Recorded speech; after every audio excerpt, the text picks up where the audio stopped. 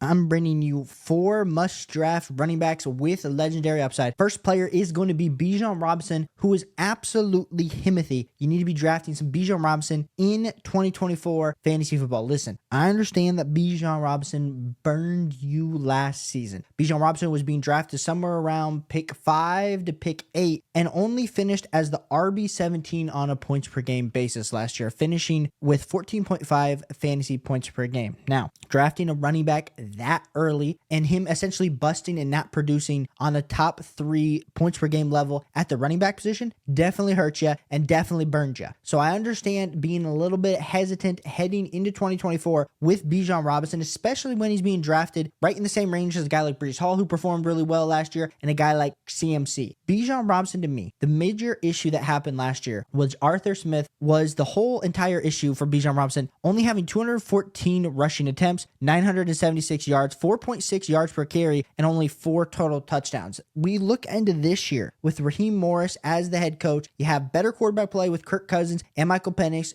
going to be better than anything Desmond Ridder was going to be able to do last year. You hopefully have an improved offensive line. A lot of things to be excited for. And Cordell Patterson's still on. Cordell Patterson was getting some of the goal line work. You still got Tyler Algier, and that's something to be a little bit concerned about for Bijan Robinson. But when we're looking at these legendary upside level running backs, we want guys that have the ability to get a ton of receiving work out of the backfield. That's why CMC's been able to make such a name for himself, is not only everything that he does on the ground where he gets around 250 to 270 touches and rushes, but then he's able to add, 67 receptions through the air. So especially if you're playing in a half PPR or PPR format, CMC kills. And that's why I think Bijan Robinson has similar level upside to a guy like CMC, that if he were to get used appropriately with the elite level talent, with the elite level explosion, be used as bell cow, Bijan Robinson is an absolute elite upside, league winner, high upside type player. And to be honest, you could probably say the same things about Breece Hall. I have Breece Hall a spot behind Bijan Robinson in my RB rankings, but I understand if you want to put Breece Hall as RB2 based on the fact that he did it last year and the fact that he has Aaron Rodgers. My second must draft running back with league winning upside, elite level upside, is going to be Mr. Devon Achane. Devon Achane for the Miami Dolphins, RB5 on a fantasy points per game basis last year, and he only played in 11 total games. So he did have that injury, and that is unfortunate that they did keep him out of a ton of games. So if you did pick him off the waiver wire, you're probably like, what the heck? But the fact that he only had 45% of the snaps, had 103 attempts for 800 yards, like 100 rushing attempts, and he got 800 yards. Like, imagine if that even goes up. Like, we're talking about Bijan Robinson having 220 and saying that that was low. Like, Devon had almost 100 less and was performing way better on a points per game basis. So I understand the Miami Dolphins have a lot of mouths to feed in this offense. You got Tyreek Hill, you got Jalen Waddle, you got Raheem Mostert, and they drafted Jalen Wright in the backfield. So you got a kind of a little bit of a 3-headed backfield. I think Devon's the most talented. He's the most explosive. He also, going into year 2, he's gained a little bit of weight, but it's been mostly muscle. So what's that's going to do for him is going to be able to maybe handle a few more touches, keep him a little bit more durable. So I could easily see Devon finishing around 150 to 160 rushing attempts and getting somewhere around 45 receptions, which is all of a sudden just going to push him even higher up in the overall fantasy points per game metrics. And I think him finishing as an RB5 on a points per game basis, as long as he stays healthy and based in this offense, I think that is possible. The big concern with Devon is the health. And so when I'm taking these elite level shots, you're having to draft Devon on the composite ADP, not that high. He's not going in the top 3 picks, slipping all the way to RB11 in composite, overall player 23. So you can get him in the back end of the second. That's a high level upside shot that I absolutely want to take league winning upside wise with a guy like Devon Achane. Think elite level league winning upside. Go draft some Devon. Now listen, I also like Jahmyr Gibbs. I'm not going to bring him up because he's super popular. A lot of people also know that Jahmyr Gibbs has that similar level upside, but I just wanted to bring that little bit of a nugget that I do like Jahmyr Gibbs as well this year. My third running back that I think has elite level fantasy football winning upside is going to be Alvin Kamara, who's being drafted right now all the way down at RB17, overall player 49. So he's kind of getting put in that dead zone category. Alvin Kamara last year had to deal with that suspension, but when he came back was the RB3 on a points per game basis with 17.9 fantasy points per game. Now, you were drafting him in the 5th, 6th, 7th round, so he did really return on that value. And a lot of people are worried about Alvin Kamara's, this is going to be his age 29 season. Once we see these running backs kind of approach the 30 age cliff, we get a little bit worried, especially past like 26. We like to get these younger running backs on our team, but the value of a guy like Alvin Kamara, that elite level league breaking upside, is 100% there, because last year he put up RB3 points per game numbers with a 45% snap share. So all of a sudden we're looking at him and we're saying, hey, he had 75 receptions last year. Can he redo that again? Well, tell me who's going to be taking more of the targets away from him. You got Chris Olave, who's an absolute target hog. Besides that, it's a lot of crickets. And so that's why I think Alvin Kamara is an absolute league-winning running back, because a lot of things that I like to say with a guy like a Devon or even a guy like a Bijan Robinson, Alvin Kamara has kind of proven it. He's just the experienced veteran that's maybe lost a little bit of explosion, but is going to be used effectively in the backfield for the New Orleans Saints. So I absolutely think there's a huge level of upside with Alvin Kamara. Drafting him, highly recommend putting that to the test, drafting some Alvin Kamara in 2024 fantasy football. And my final player that has elite, league-winning, game-wrecking upside that I think not a lot of people are talking about. Like I said, a lot of these, this is not a sleeper episode. I'm not going super deep into the ADP. It is going to be James Cook for the Buffalo Bills. And hear me out. James Cook is kind of going in an ADP range right now that's super interesting. Going as the board is RB13 over player 38. So he's going behind Josh Jacobs, ahead of Rachaad White, ahead of a guy like Joe Mixon. I've been in some drafts where I've seen Rachaad White go ahead. And listen, Rachaad White's been my guy. I've been on Rachaad White all offseason. Super excited about the overall target share. Super excited that Baker Mayfield, the check down king, is still his quarterback. So a lot of those receptions just should still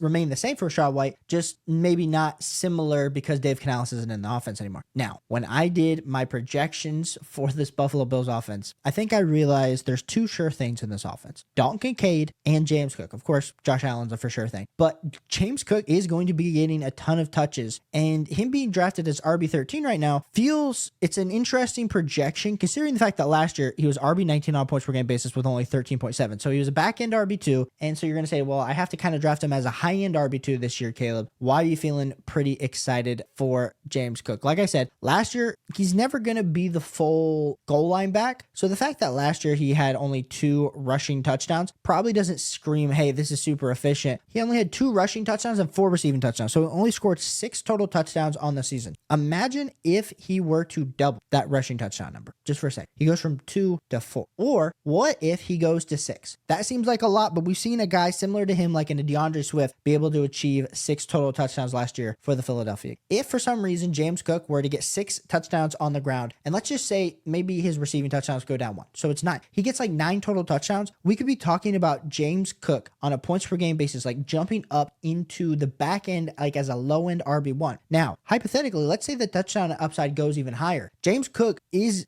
based on the volume, the fact that last year he had 237 rushing attempts, averaged 4.7 yards per carry, and had 44 total receptions on 54 targets. If he were to get more of this work, if they were to rely on James Cook more as a weapon because there's a huge discrepancy in the targets that are left from Stephon Diggs, and maybe Keenan Allen, Khalil Shakir, and Curtis Samuel don't step up, James Cook could absolutely be the guy to dominate in this offense, and is really why I'm really enthralled with James Cook. Honestly, this whole offseason, I really haven't been a James Cook guy. I've been excited about, of course, all the guys at the top, a ton of the guys in the bottom if I went with a 0 RB type build. I didn't get a ton of James Cook just because I wasn't necessarily drafting a running back, like we said, in that like 3rd to 4th round area. James Cook, he's sliding up draft boards right now and having to draft him in the 3rd. And I feel like if I go double wide receiver and I'm able to get James Cook as my hero RB build, I am not feeling the worst about it. I absolutely love some James Cook in 2024 fantasy football. So let me know what you think of these 4 running backs, elite level running backs, down below. Hit that like and subscribe button on the way to 3,000 subscribers. Appreciate you guys so much for tuning in, and I'll catch you on the next one. Peace.